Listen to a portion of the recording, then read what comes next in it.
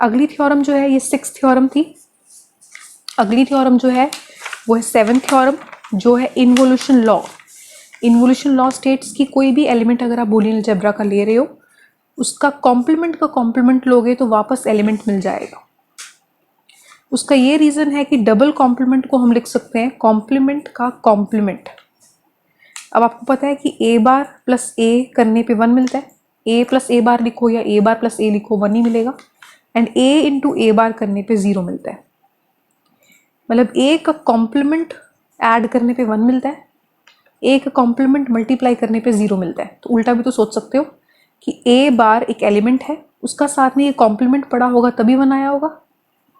ये एक एलिमेंट है, उसके साथ उसका कॉम्प्लीमेंट मल्टीप्लाई कर रहा होगा तभी तो 0 आया होगा। इट मीन्स ए बार का कॉम्प्लीमेंट कुछ और नहीं है। ए बार के कॉम्प्लीमेंट को नोटेशन कैसे दोगे? ए बार के कॉम्प्लीमेंट को नोटेशन देने के लिए, ए बार एलिमेंट है ना, उसके कॉम्प्लीमेंट को नोटेशन देने के लिए एक और बार लगाओगे, और वो कौन बन रहा है? वो ए बन रहा है। इट मीन्स ए बार का bar is equal to A for all A belonging to B. So this was your involution law.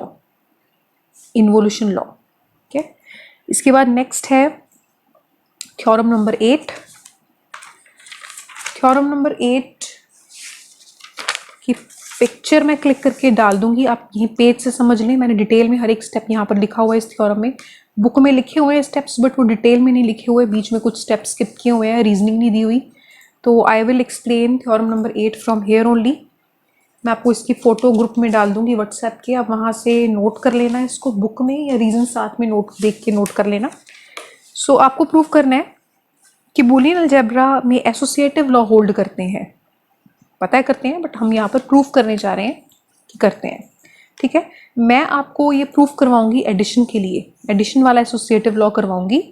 Multiplication वाला एसोसिएटिव लॉ अपने आप प्रूव हो जाएगा, again by principle of duality, because you already know whenever a statement is true, when you replace plus with multiply or multiply with plus, their statement की validity में कोई फर्क नहीं आता, which is the principle of duality itself, and the both statements are dual of each other.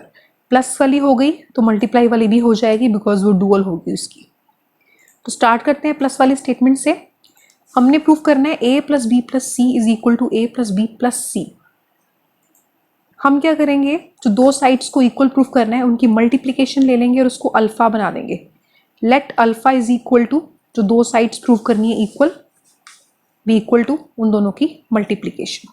ठीक है, इसके बाद इन्होंने क्या करा हुआ है, ये ए प्लस बी जो है, ए प्लस बी को ए के साथ मल्टीप्लाई किया, प्लस अब देख रहे हैं इसको, सॉरी ए प्लस बी को नहीं, फर्स्ट ब्रैकेट को ए के साथ मल्टीप्लाई किया, प्लस इसको मल्टीप्लाई किया बी प्लस सी के साथ।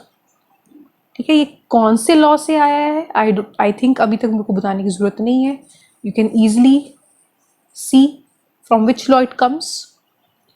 कमेंट करके बताओ कि किस लॉ से आया ये स्टेप जो है, जो मैंने खोला है, ब्रैकेट को फर्स्ट टर्म के साथ मल्टीप्लाई करना, फिर ब्रैकेट को सेकंड टर्म के साथ मल्टीप्लाई करना, ये कौन सा लॉ कहता है ऐसा? ठीक है, फिर अगेन अब इसका लेते हैं, ए प्लस बी को ए के साथ, सी को ए के साथ। ठीक है, दूसरी वाली चीज ऐसी कैसे रहेगी?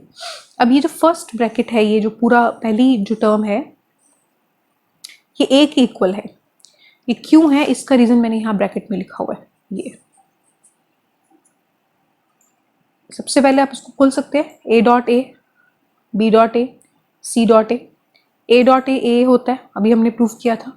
ठीक है, कौन सी थ्योरम में प्रूफ किया था बताने की जरूरत नहीं, I think. A dot A is equal to A, कहां पर किया हमने ए डॉट ए को ए के इक्वल प्रूफ?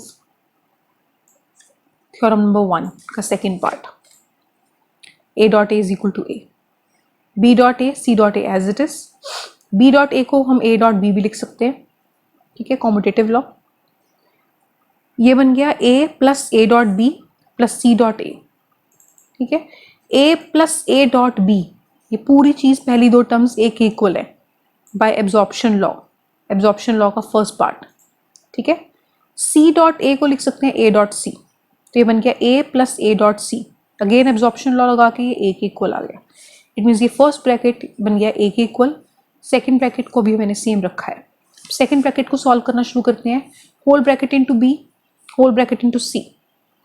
इसको सॉल्व करोगे, ये मैंने साथ में सॉल्व किया, आप पढ़ लेना, नहीं समझ में आएगा पूछ लेना। ये बी बनेगा, इसको सॉल्व करोगे सी बनेगा, ठीक है।